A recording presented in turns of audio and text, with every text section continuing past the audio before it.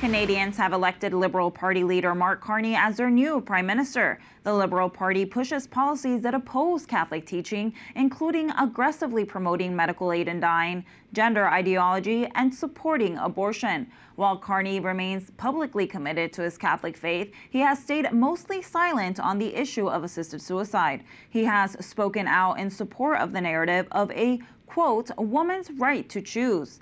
Alex Schadenberg, Executive Director of the Euthanasia Prevention Coalition, joins us from Ottawa to share his concerns about fighting for life in this new administration in Canada. Alex, you are speaking at the March for Life in Ottawa on Thursday. Abortion is legal throughout pregnancy in Canada. Is there any hope with Prime Minister Carney on moving the needle to support life in Canada, even perhaps family-supported programs?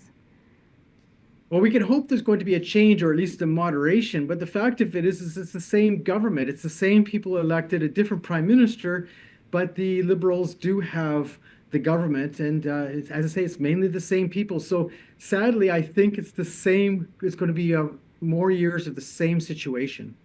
Medical aid in dying was legalized in Canada in 2016.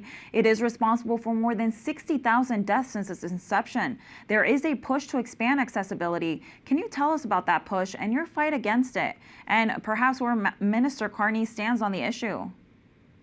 Well, you're right to say that the government didn't actually say anything during the election about euthanasia, assisted suicide, but that actually was saying that they support what the policy is, because currently the government is scheduled to expand euthanasia in Canada to people with mental illness alone starting on March 17th, 2027. So March 17th, 2027. So if they haven't actually stated they're going to reverse course, that means they're continuing with the course. The other thing is they're pushing, the narrative of the government is that we should have euthanasia for mature minors, euthanasia by advanced request. They're talking about euthanasia for people with dementia. All these topics are being debated openly, and there's been no comment that, oh, there's going to be a change of direction. So I assume at this moment it's the same direction.